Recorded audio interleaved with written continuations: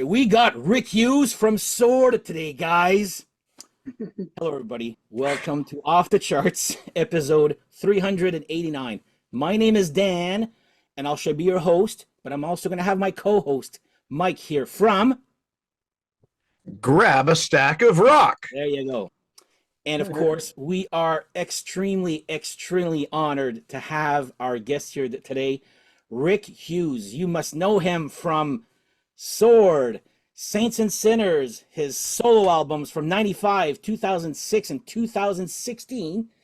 And we'll be talking about his brand new solo album here that's being released October 24th on Deco called Redemption. So welcome to Off the Charts and side project, Grab a Stack of Rock. Welcome to the show, Rick. Well, thank you so much for having me, guys. It's my pleasure to be here with you chatting about music. Mm-hmm. All right, well, cheers to everybody here. Now, Cheers. First little question here. So we're going to talk about his Rick's brand new album here called Redemption. And again, if you guys are interested, I'm going to be posting the link in the description below, so you can order it or pre-order it, like this guy did. So the new album, why is it? Is there a reason why it's bilingual? And where does the title Redemption come from? That's a good question that goes together. I was why when it was time to put the album together, I said to my manager and producer that I wanted to have at least two French songs on the album. So they asked me, they said, "Do you want to do French or English?" I says, "I want to do both. I have fans in both language. This is a very important album for me in my career. It's been a while. So I guess the perfect answer would be I'm a very loyal guy. So I know that I have a nice fan base here in Quebec, some in France, French speaking. So I didn't want to let them out. You know, I wanted to make sure that they knew that while I was creating this album that was very important to me, that I thought about them as I always had my back. Love it. And yeah, and why Redemption? Sorry to intrude. Why? Because I was in my car and I was looking for a title, and I was thinking while I was driving my car. I said, okay, I need a word that is the same word in French and in English, and that describes where I am right now in my life.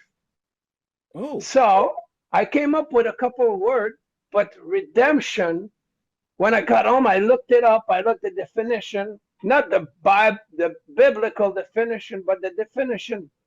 And I loved what I read. And I says, yeah, that's the title I want for my album. So I invite you guys to do the same. Just go check it out. But to me, what it meant that at the time where I am right now in my life, I'm where I want everything to be perfect in my house. So I want my wife to be happy, my children to be happy, my grandchildren to be happy, my dogs, my neighbors, everybody so in order to do that, the best way is to be happy within myself, to be self-sufficient. And that's to redeem yourself all the time, every day, to not judge other people, judge yourself.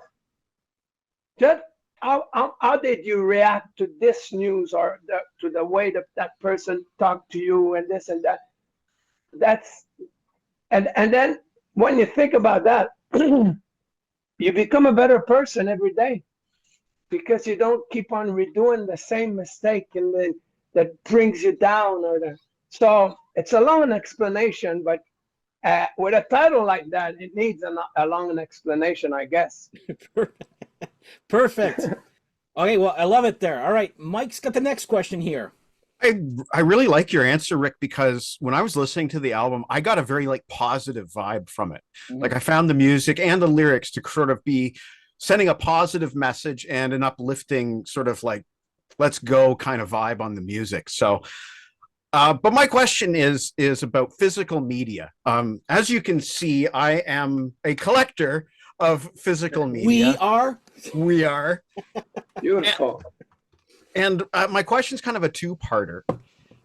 How do you feel about owning music on a physical media, whether it be a CD or a record or a cassette, as a fan of music and also as a performer of music?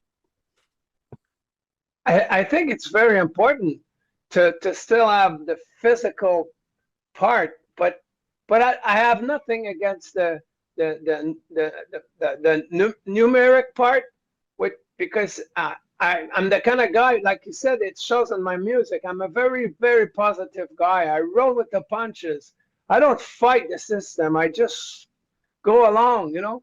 So a big hooray for those who keep buying the material stuff, because that is like a bonus for us. But you know, on your question, I was asked a couple of times, why do an album if you don't sell albums anymore? You know, because some artists feel that way, that they won't do any album because it's not like it used to be where you don't sell it, blah blah blah.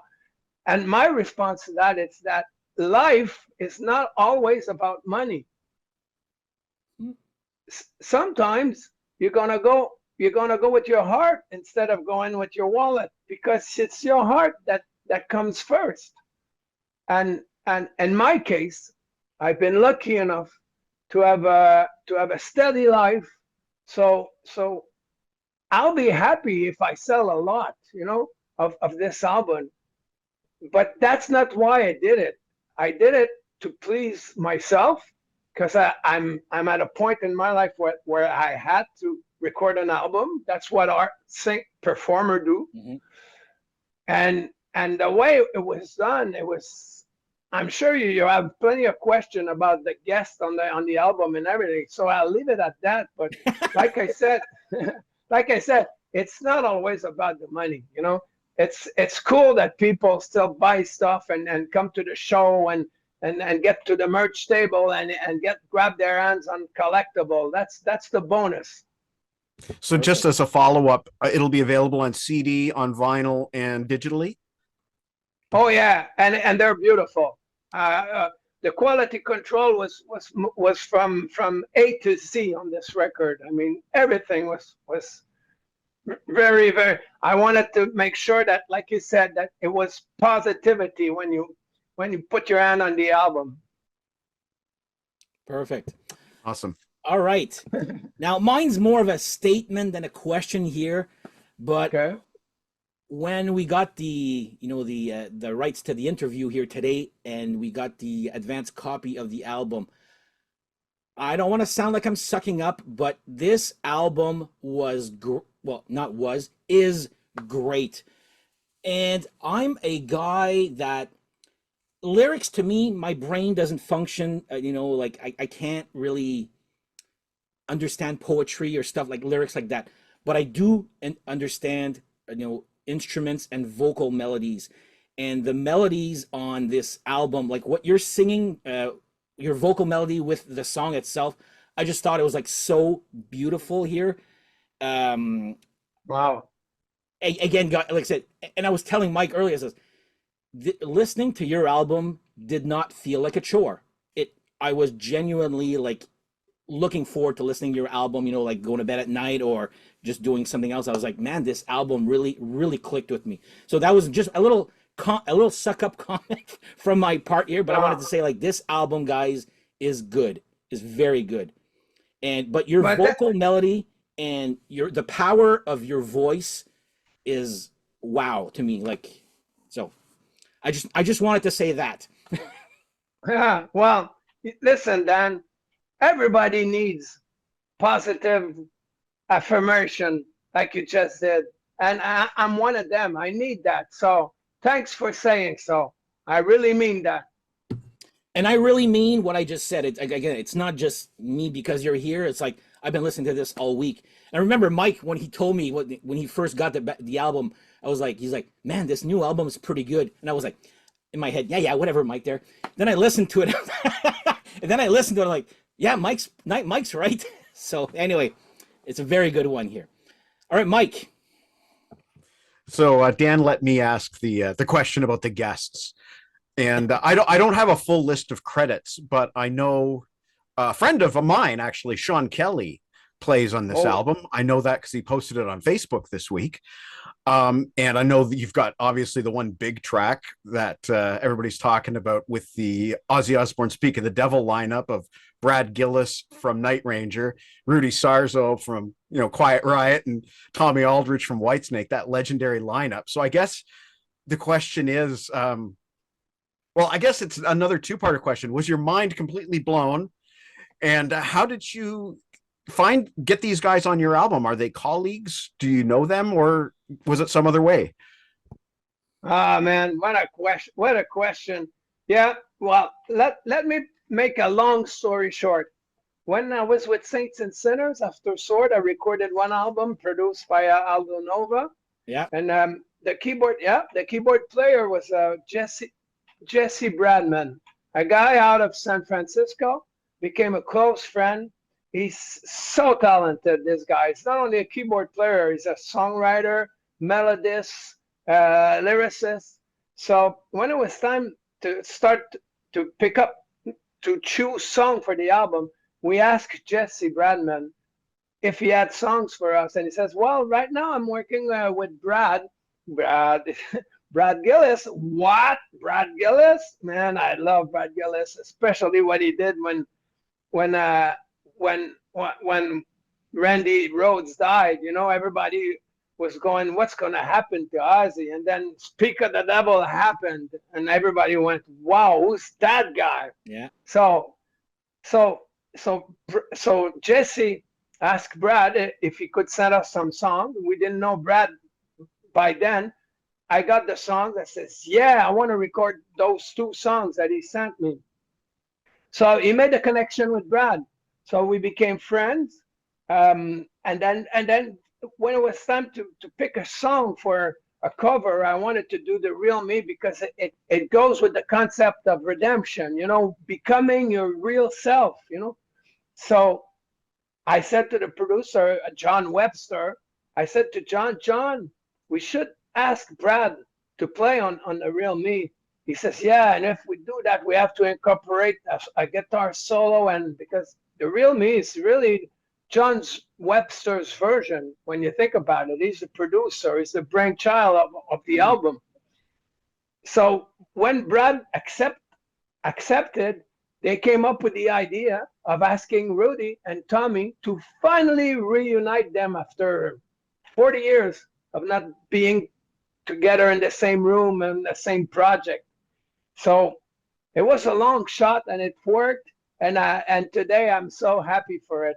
I mean, it's a gift that keeps on giving.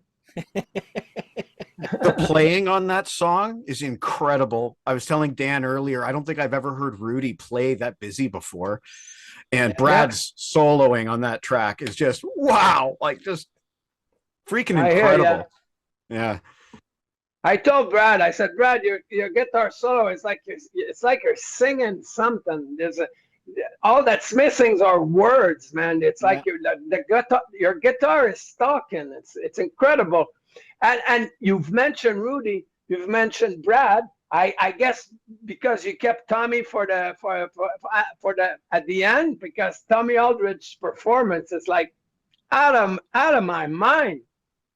I mean, Keith Moon was a magician. The loon. I mean, he was playing like a real natural, while Tommy Aldridge is a natural too. Oh yeah. And how am I able to say that is because I was with him in the same room. When we shot the video, we got there early and we shot all day. We did that in Burbank, California, just before the fire. We were there a month before the fires to shoot that video. And Tommy got there in the morning. His drum tech couldn't be there, so we all became Tommy Aldridge drum tech because we're all big fan of his. And it was so cool, man. It was like a regular Joe, you know, talking to us and focused to what he was doing. And then as soon as we start to play the track to kind of get into the song, he would play it for real, and he played it for real all day. Like there Wow. was 10,000 people. He loves to play drum. He doesn't pretend to play. He plays, even if he has to, like, you know, hair drum because it's a video. No, no, no. He plays for real. Wow. Yeah. All right. So the new album, and you were saying that it was like a very big part of you there. It feels like it took a while. It doesn't feel like a rushed album. That's what I mean. How long did it take you to get this, well, from start to finish, from, you know, the idea of Redemption until the final product? Is it 6 months, 10 years, 5 years, 2 years? It, to me, it feels like you've been working on this for a while. It feels like a complete album. Well, your instinct is right. It took us a good 2 years from start, from me meeting John Webster, it, from my manager arranged a dinner in Montreal. So I live like an hour from Montreal. I'm in the suburb, in the country. So I got to the restaurant and I met him, and that's when it all started. I really hoped that he would say yes. So that's I said to my manager, arrange a dinner, something, because he's a guy that he's multi-talented. So if he puts you in his agenda, it's because he really wants to do it, you know. So I got lucky enough that he said yes, and it took us 2 years. I would write songs, I would send him songs, and no, no, no, no, no, no, no, no, yes, yes, yes, no, no, no, no. So just picking the song took us a while just to find the right song, and the recording part was, I mean, John is the best. He the work that he put into this project is immense. Cool. All right. So now I guess, because, okay, Mike, I'm going to go to my question, because since we already talked about the real me, I'm going to talk about a specific, and actually Mike's going to follow me with his specific song that he wants to talk about. My favorite song for me on this new album, Redemption, is Croire en l'homme. Oh, As we were talking to Rick before, I told him I'm actually French, Franco-Ontarien, and I'm gonna admit usually I'm not a huge fan of French rock. Okay, I'll say it there. There's exceptions, but these three songs, or you know what I mean there, but 2.5 songs, these French songs are great and great. And this song here, Croire en l'homme, and I kid you not, all week I've been humming that chorus. It's, and again, I'm not a lyrics guy, but that vocal melody that you have at the end, and then na na na na na na na na na na na, that part there, na na, and then you kind of go into a minor key. I absolutely love that song. How did that song come into fruition? well, I had that song in my luggage for quite a while. I wanted to do it. I kept it secret. So when I showed it to John, that's one of the song that he said yeah. Yeah, and he was saying no to a lot of stuff. And then when he got that song, I was really hoping for it, because I think that if he would have said no, I would have insisted on this one, because it's so part of redemption. Croire à l'homme means to believe in man. We're at that time in society right now where we realize that men had all the powers, but that power came from their spouse, you know? So the lyrics of this song are very strong. And you're French, so you're able to understand what I'm trying to say. Mm-hmm. When you listen to the verses, they're all um, they're all uh, What's the opposite of equality in English? Equality?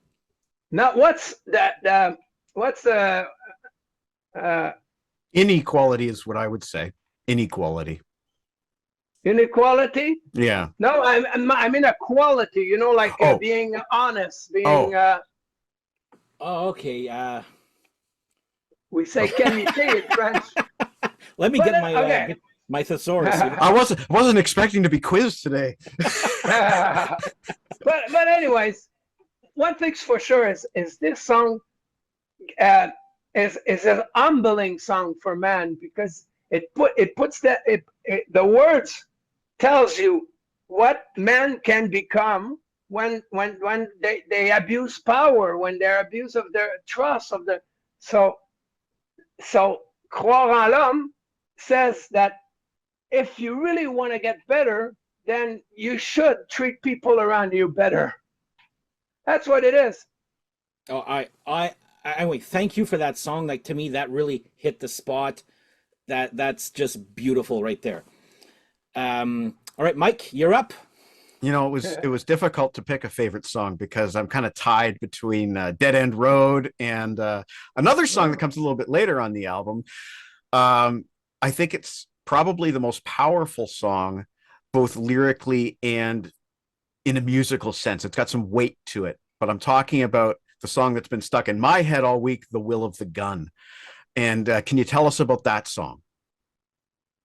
That song was the last song picked for the album. When I flew to Vancouver to record my part of the album, they expected me to record 6 7 songs, and they expected me to have to fly to Vancouver at least a couple of times, if not 3 times, just to do the vocals.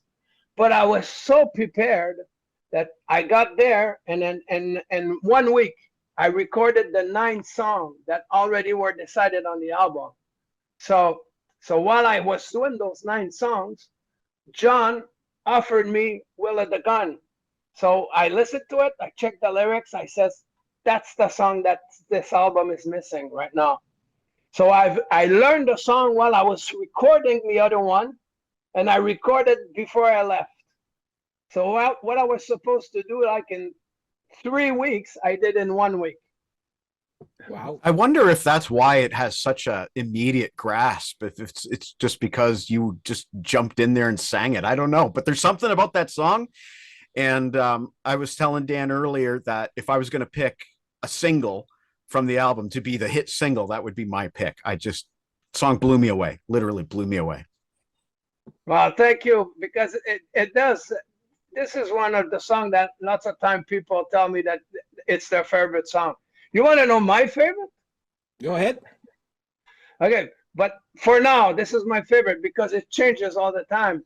But it's been my favorite since the beginning.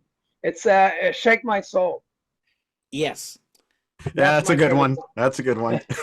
That's the heaviest one. Yeah, It figures. yeah. Oh, that's That's my school. All right, Mike, you're up again. I'm not going to look at my questions. I've been eager to ask this one. You talked about this album being a couple years in the making.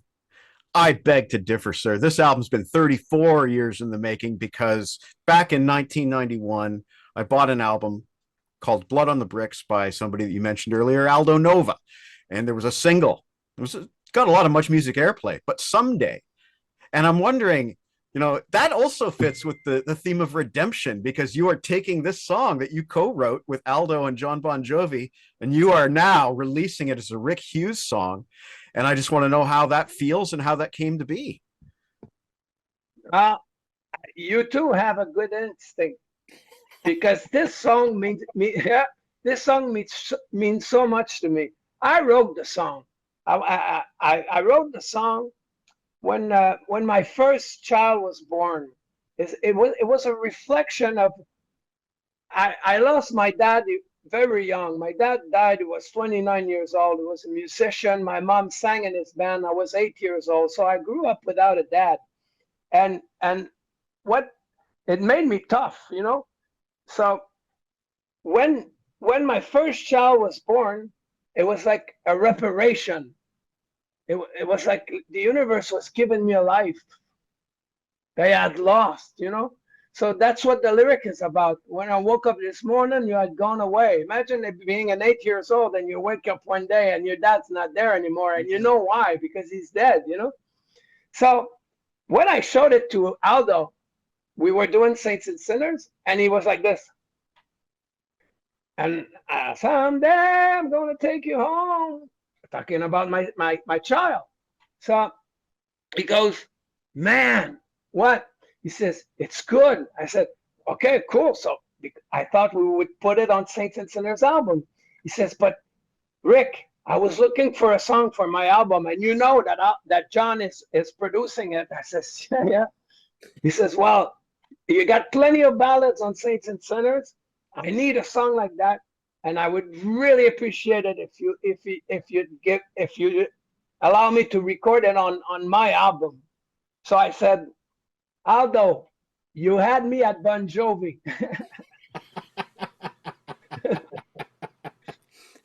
and so yeah, and so he did the song.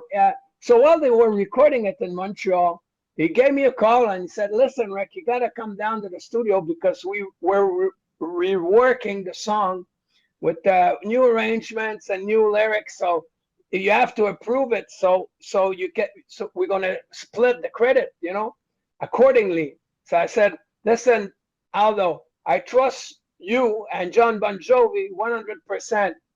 Do whatever change you want on the song, make it yours. And yeah, it's a deal. I did the deal on the phone, and I didn't regret it because at that time I was a struggling artist, and my girlfriend of the time, the mother of my two kids, we wanted to buy a house, but we needed a down payment for the house, and then we could barely afford to put some money aside. So my first royalty check for that song was a down payment for a house. Oh, wow. I don't know why I'm telling you this. This is pretty personal stuff. but it's a true story, and people need to be inspired, you know? When you chase your dream, when you believe in other people, like I did with Aldo, life rewards you. Trust brings you trust. Success brings you success. Happiness brings you happiness. You know, I'm a very positive guy. But how does it feel to finally have that song released as a Rick Hughes song? It's like I waited a long time because I really wanted to do it on my terms. You know, I could have done it before, way before, but to do it right now, it feels great. It's a super question. Yeah, it feels really good. Perfect. Especially with all the emotion that comes with it, you know, because I told you the long story about my father, my child, and the house that I bought because I trusted everybody. So that's it. My life is good. All right. Thank you. Thank you very much. All right. You're welcome. Also from this new album. Now, I think I know the answer, but I'm going to try, okay? The song Ça va brasser. Yeah. And when we got the email for the interview, like I saw a little list of, guest stars, and I'm like, is this the song that Jacob de Raps goes nuts on? Oh yeah, that's the one. That's the one. And that was my idea. Oh, because he's up and coming. Jacob is the best, and he's been playing in my group for a couple of years now. Since we have the same manager, so sometimes, you know, when he's not too busy, I invite him on my shows. So now that he's recorded on the album, it's going to be even double the pleasure to have him on the show. Oh, but he's very good. Listen, when you think about it, the four guitar players on the album are that the importance of the work they brought to the album are Sean, that you mentioned earlier, Sean Kelly, Robbie Krieger, yeah, Sean Kelly, Brad Gillis, Jacob de Raps, and Robbie Krieger. I mean, that's quite a that's something. No, I've actually been raving about that the Raps guy. Like those, he's got 2 albums, and I'm like, I absolutely love them. And I saw that, I'm like, okay, I'm gonna try to guess which one. And then that his solo sticks out. Like he's the real deal. That guy, or Oh yeah. They say in Japan that he's the new Van Halen, and he's down to earth. He's got a good voice, good songwriting, everything's there, and he's the one doing the solo on Will of the Gun. By the way, Mike, ooh, he's doing the solo on Will of the Gun. Wow. Yeah, and he's doing the solo on Someday. oh, Yeah, wow. 3 solos. Yeah. Oh, okay. I guess I only I only guessed the one song here. Um, And you know about the French songs on the album. You guys are you are bilingual, but those who aren't, look at it as if you're listening to a Rammstein song. You don't necessarily understand what he's saying, but still you give it a try because you wanna hear something new, and you surprise yourself liking it, even if you don't quite understand what he's saying. Same applies for only speaking rock music enthusiasts who's going to listen to my album. When they'll get to the French song, they won't skip it. They'll listen to it just to kind of catch a couple of words here and there and try to figure out what I'm talking about. I love that Rammstein comparison. Actually, that's actually makes complete sense. And you're right. Again, usually I'm not a fan of French rock, but these ones just they flow. They don't stand out like a sore thumb. I find in the album they just work as well as any English song. And that's to me was great. I believe Mike, Awesome. you have a question as who plays what also. Yeah, but just to follow up on Okay. that as well. I mean, I don't speak French very well at all. But ça va brasser, I was sitting there in my office and Yes, I was sir. rocking along to it. Like I was just enjoying it. I was just enjoying it. And I don't think that That's the awesome. language barrier is going to be an No. issue with a lot of these songs.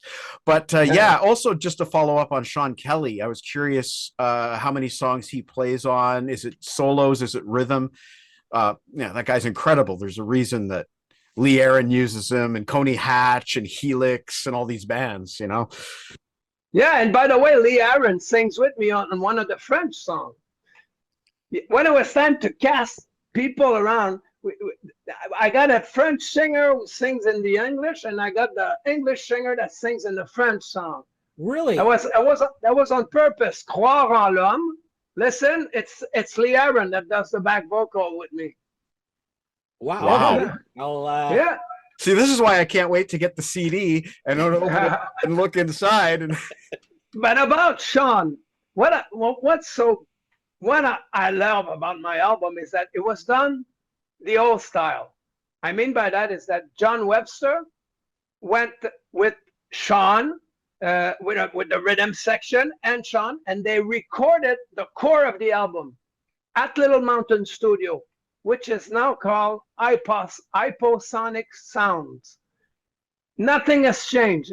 It's a Little Mountain Studio. It's got the same frames on the wall. It's exactly like it was when Metallica, Aerosmith, Motley Crue went, and so they went there with Sean and they recorded the core of the album. Once that was done, then we did the overdubs.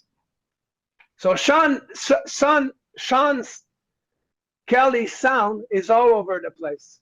He does a lot of solo, a lot of intros and stuff. so would he be on every song then? Almost. He's not on the he's not on the Brad Gillis song because Okay, Brad Gillis kind of co-produced with John his own songs. gotcha. Yeah. Wow. So, there's a reason that the musicianship on this album is so mhm. top level because of these names that we're hearing. Wow. Back to you, Yeah. Dan. All right. So, well, we sort of talked about, you said, I was like, who sings the duet versions of both Dans la Peau? And also, it feels a little bit of a country-ish vibe. That song here. Um, but you said it's Lee Aaron singing the French version. Yeah, no, Lee Aaron sings on Croire en l'homme. Oh, sorry. Quoi? Okay. Yeah, So but who's the duet? yeah, this is world renowned. Amy Keys. Amy Keys. Yeah, she's she worked with Quincy Jones, Oh, Sting, name it. But she mainly worked with one of my idols, a French singer from France, Johnny Hallyday. oh wait. Oh, Johnny Hallyday is like the Elvis Presley of the French, but he died in 2017. He was one of my idols. So this song was written for him and her, Amy Keys, because she was his backup singer for like 20 years. So they would do lots of duet together, but this one was written so it would be their song. And he passed away, so we never got to hear it, I think. And it got put on a shelf. And one day, a songwriter, a friend of mine, Jerry Stober, offered it to me, and he explained that it was supposed to go to Johnny and Amy. And I says, okay, it's good, I like it. Can I have Amy? He says, let me try. So he came back to me, says, yeah, she would love to sing it with you. So that was something. I mean, I'm a big fan of Johnny Hallyday. That was a big. So when it was time to record her, we were in Vancouver, but she was in Los Angeles. So I got this call from Jerry, and he says, okay, Rick, she wants to do it, but we're going to have to do it here in LA. And there's a studio. Maybe you know him, Robbie Krieger of the Doors. He's got all the equipment, and he's got the Doors back here. I said, Jerry. He says, what? I said, you had me at Robbie Krieger. That's my running gag. But hey, seriously, that's I almost said that. I said, stop it. I want to go there. Please get to work.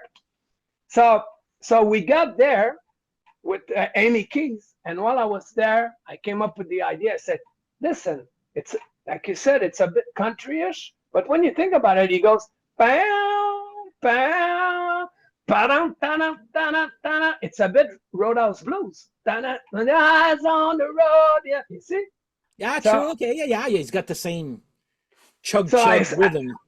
Yeah. So I said, why don't we ask him to play on the song? So my manager says, I think you're going crazy because you have all those big names. He was joking, of course. He says, okay, I'll try. So it was a long shot, and it worked. And I'm so grateful. I mean, when I was 15 years old, I was, like I said, I was a stranger in a strange land because I felt alone, you know. And when I started to listen to the Doors, that's when I cracked open my shell and I became a man, you know. The Jim Morrison lyrics, the poetry, and all the vibe and the music, and I came alive with the Doors. So fast forward to today, I mean, is it a dream come true? I never even dreamt it was possible. It's more than a dream come true. It's a sign that I'm exactly at the right place, and that this album is gonna heal some people. Music heals me all the time. Mm-hmm. Sometimes when I'm in my car and I think too much, I put on some good music, and then, whoa, I get home and I'm in a good mood because the music got me there, not my thoughts. So that's why I put so much time into it, and I took my time because I wanted to make something that would make a little difference. Oh, that's a cool one right there. Okay, I think that's all our questions here. Now, before I got one last question. I do too. Oh, go ahead. Do you want to say it or?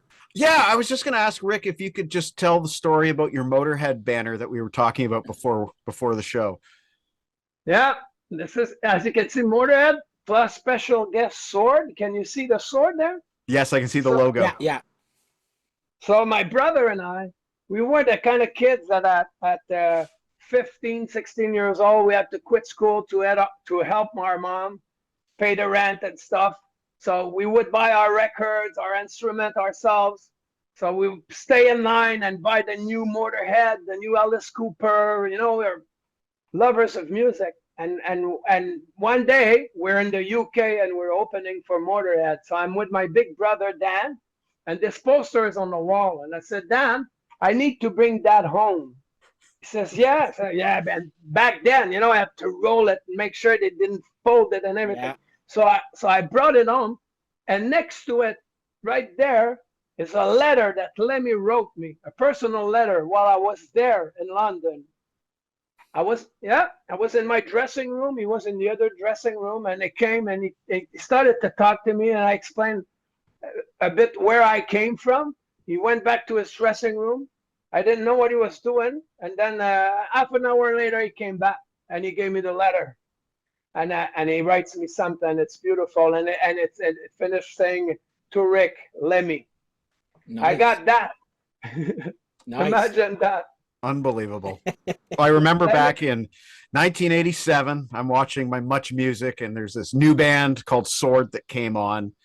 And I was always trying to, stay on top of the new bands, and I was blown away by this song called FTW. And then a little bit later on, you were on, I think, with Christopher Ward. I can't remember if it was him interviewing you or not, but I remember you guys were talking about Lemmy and Yeah, how he took you under his wings back then in the Sword days. So that's really cool absolutely. to see that that's still there, that the past is there with the present and the future.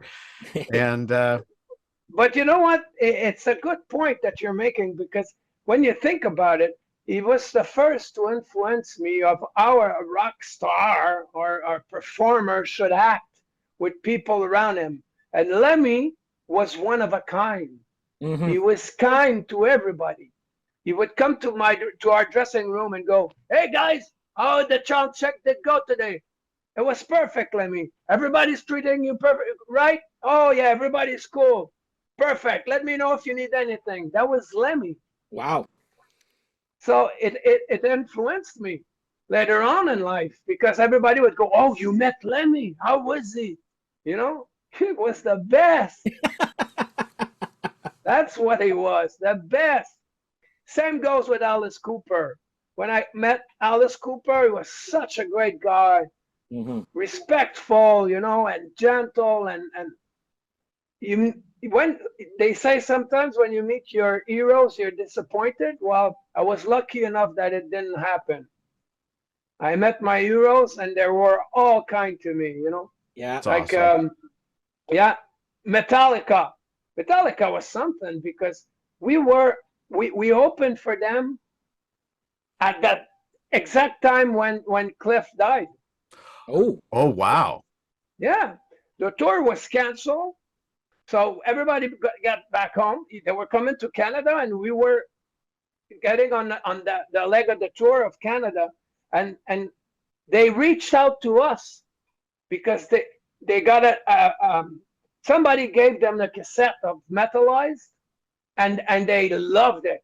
And at the same time, Sword was here in Quebec rehearsing and listening to Metallica. It was a Master of Puppets album, great album. So when we got to do the tour, because it was postponed because of a Cliff tragic death, we kind of hooked up with them, and we talked a couple of times, and we didn't want to bring the subject, but you could see that these guys were traumatized. Hmm. And who would not be traumatized? I mean, you're in a vehicle, everything's okay, and in a fraction of a second, somebody dies, somebody close to you, and then you have to go back to work Yeah. with a replacement, and act as if nothing has happened. Yeah. Wow. Uh, that was a bit tough situation, because you don't want to bring it up because you don't want to bring these guys down, you know. But sometimes it's them that would bring it up. I remember a conversation I was with James in the dressing room, James and Phil, and he was going like this. Wow. Oh, there was a snowstorm. We were in Victoriaville doing a show in an arena. It was a big snowstorm that night. So everybody came anyways, but it was dangerous to be on the road, you know. So that subject came and he says, "You guys be careful. It's very dangerous to be on the road." And we all know what happened with them, you know. Right. That was something. But you brought some positivity to those guys when they needed to talk about it. You were there for them. I guess. Funny story about Metallica is that when we first met them, we were big fans, you know, we'd listen to Master of Puppets all the time. And so we're sound checking and we're doing a Sword song. And then I'm singing. I turn and I see James Hetfield like this on the stage. And then I thought, oh, and then Kirk, and then, oh, and, the band is there. They're watching us. So I go, stop. They stop the song. And I go to shake their hands. And he go, finish the song. Finish the song. So again, okay. 1, 2, 3, 4. And we finished the song. That's awesome. And then we got to meet them. They were excellent guys. That's great. Okay, and about Sword, I have a solo career. I always had. Yesterday I was rehearsing with Sword. Ooh. Yeah, we're doing a thing? show.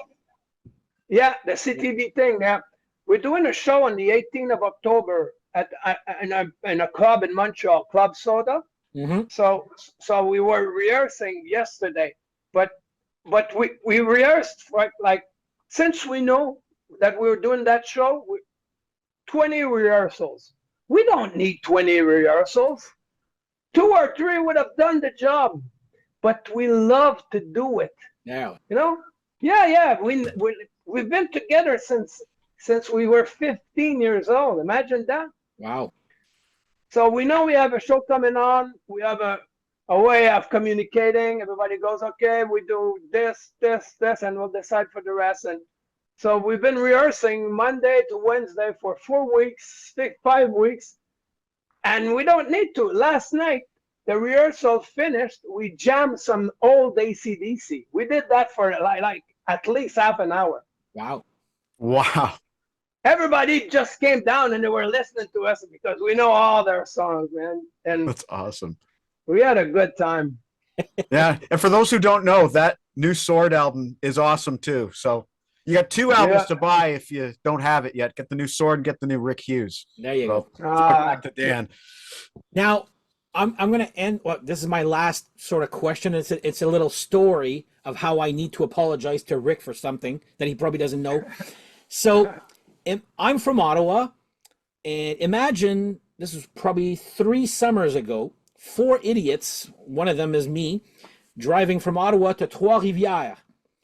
And we are there to see, well, again, at the time, I was a follower for that show.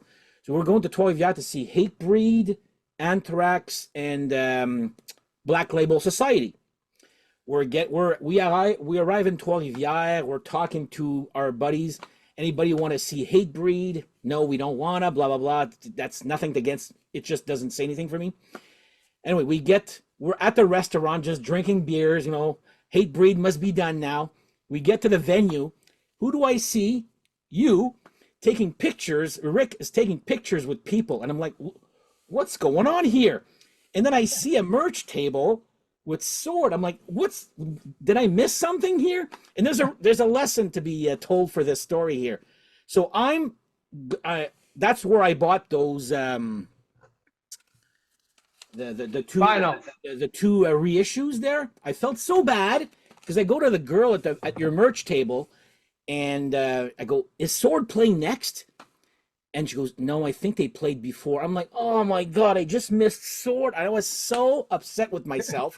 So to make it sort of feel better, I bought those 2 albums, and I see you take pictures of my friends. Like, you're gonna go see a picture? Well, what if he asked me how the show was? I can't lie to Rick, so I just left, and I felt so bad. So the lesson here, guys, is if ever there's a show you're going to, especially out of town, look at updates, because you never know what can get added. And again, we were excited when we saw the sword. I'm like, swords here? Like, oh my God, that's Rick Hughes over there. Nope, we missed the show. So if ever you decide to come to Ottawa, I know lots of people that would love to see you there. So yeah, that's my little confession time. I was there, and stupid me, just because we did not want to see a certain band. We were at a bar just drinking away, and then we arrived there. We got to see Hatebreed because Sword got added to the bill earlier. So I apologize for that. I need to get that's that off funny. my chest. Yeah, you got it off your chest. That's cool. But it goes with the territory. If they ask us to be on the bill, we knew there were already three bands on the bill. We knew that we wouldn't be in front of a full house, but we didn't mind. Like I said earlier, it's not about the money. It's not about the size of the crowd. It's about if you feel like doing it. They had us at the Black Label Society. All the guys in the band wanted to meet Zach, Mm-hmm. and we got to meet Zach, and he's wild and he's cool. What a great guy! Oh yeah, but had I known, we would have skipped that restaurant. We would have gone to see Sword, and I said, okay, now I can go and skip the one band I did not want to see there. But anyway, that's as close as I ever got to see Sword live. So again, I'm just hoping that I'm gonna slide it in there to see if one day Ottawa loves you. I'm just saying. All right. Sword used to play at the Barrymore's. Oh, and I was. Oh my God! And Barrymore is not even there anymore. It just got put into, I think, in a sex shop or something. It's just a shame. It's a shame that building is no longer used for concerts. But if you were playing for those first 2 albums, my first concert was in 1989, so I had just missed, and I was not old enough to go to Barrymore's at the time there. But Yeah. all right. Anything you'd like to add or plug here before we finish off here? No, listen, I invite all of your listeners to go on, if they want to know about me more, to go on Facebook, Rick Hughes Official, or our YouTube official channel to check out the video with Brad, Tommy, and Rudy. And that's it. And yes, there are probably going to be some shows in Ottawa in 2026. Oh, Excellent. yes. Excellent. Whether it's solo or Sword, I'm going to take anything because I absolutely love your voice. Yeah. Thank you so much, guys. Thank you. Can't so wait much. for the album. Can't wait for the album. And guys, yeah, you need to check out that new album, Redemption. I'm going to put the link below where you can order it or pre-order it. And I'm not kidding. I did pre-order it. Like I told Mike, I pre-ordered that last week. I was like, that is very good on vinyl. I don't have a CD player anymore. So. It's beautiful. You will love it. The packaging, everything is beautiful. Perfect. It's yellow. Yeah, I saw it's on Deco. Yeah, Deco Entertainment. So That's what it I'll is. post the link. Yeah. Okay. But anyway, from Mike, you want to say anything before we? I hope the CD is just as nice as the vinyl. Oh yeah, the CD's got a bonus track. Oh well, then sold. Yeah. Sold. Oh. Fine, then I'm just gonna go pout here then. No, I can't wait guys, for the album. This is a very good album. I strongly suggest everybody to go check out the new Rick Hughes album, Redemption. Again, like I said, and the honor, like this is quite an honor. I've been following your band ever since I saw the Power Hour. Next up, Sword, and then you're like, whoa, that sounds good. And it was FTW there, Follow the Wheel there. Yep. So, but yeah, again, not just about Sword. Go check out Rick's solo albums also, and even Saints and Sinners. Like I said, we've talked about that earlier. Any chance of that ever getting reissued? Yeah, I'm surprised it's not reissued because there's a company here in Montreal that Unidisc that buys everything and reissues it. So I'll make some phone calls. Perfect. Tell them Dan wants a vinyl. And I want CD. It's good. I have it digitally. That's I only have it digitally off of iTunes. Oh yeah, I I'm want to gonna have make it some physical. phone Make some Yeah. phone calls. I will. Well, guys, seriously, guys, thank you guys for watching. Thank you to Rick Hughes for this awesome interview. Thank you, Mike, also for helping me co-host this. And I kid you not, guys, go check out the Rick Hughes Redemption album. Yeah. It's awesome. All right. Thank you Thank so much, guys, for your All right. support and for your love. I appreciate it a lot. Thank you. Perfect. Really appreciate hearing that too. All right. Well, Yeah. on that note, guys, have yourselves a great whatever, and we shall see you guys next episode. Take care. Bye-bye. Until next time.